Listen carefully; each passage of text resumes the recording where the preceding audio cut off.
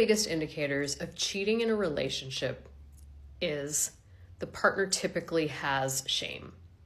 They have a lot of shame around their needs.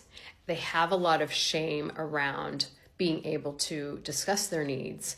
And they have a lot of shame about the way they feel. So they can't be honest about the way they feel. Cheating is often a way to make themselves feel better. And so these people are often like extremely nice people, often people pleaser types, right? They allow people to do things even though it doesn't feel good to them, right? And so they've developed this resentment because they can't speak up and say, hey, I don't like that. That doesn't feel good. And so there's a resentment building inside. And that has to go somewhere, right? It either bursts out in rage, or they eventually talk about it, or they do something like cheat. But the underlying reason that they're acting out stems from deep-seated shame. And that shame comes from, it could be around intimacy and schmex, but more likely it's around something deeper. It's around feeling ashamed that they feel bad about something, right? Like maybe their partner is rejecting them, or they feel like deeply neglected by their partner, but they don't think that they have a right to feel that way, or they haven't spoken up about feeling that way. They're trying to be the cool partner. They're trying to allow things to unfold, but they're not really truly speaking up about their needs in a really clear, direct way. And so they're often resentful. They're often simmering underneath the surface, right? They're just kind of simmering. And cheating becomes this form of acting out. It's a relief valve. It releases that pressure of, now I don't have to feel so much pent up anger and resentment, like I'm a doormat, like I'm getting walked all over.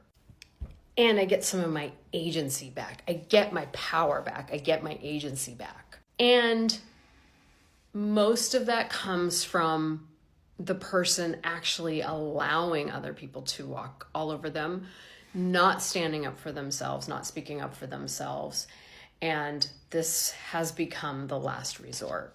And so when couples show up in therapy and there's like, why did you cheat on me? The cheater oftentimes doesn't really even know what to say, because the cheater lacks the ability to be direct and to speak up for themselves. So how are they going to tell you why they did it, right? So one of the journeys in healing betrayal for couples is for the partner who did the cheating to become radically honest with themselves first and foremost. That without that step, it's going to be really hard for you to become honest with your partner. And look, I've had a lot of people be honest with their partner. Yes, I did that. Yes, I did that. But it doesn't change, because that core, that root shame around your needs, around your desires, hasn't been dealt with. You still are a people pleaser. You're still feeling like you need to put other people in front of you, in front of your own needs, and you're putting your needs second.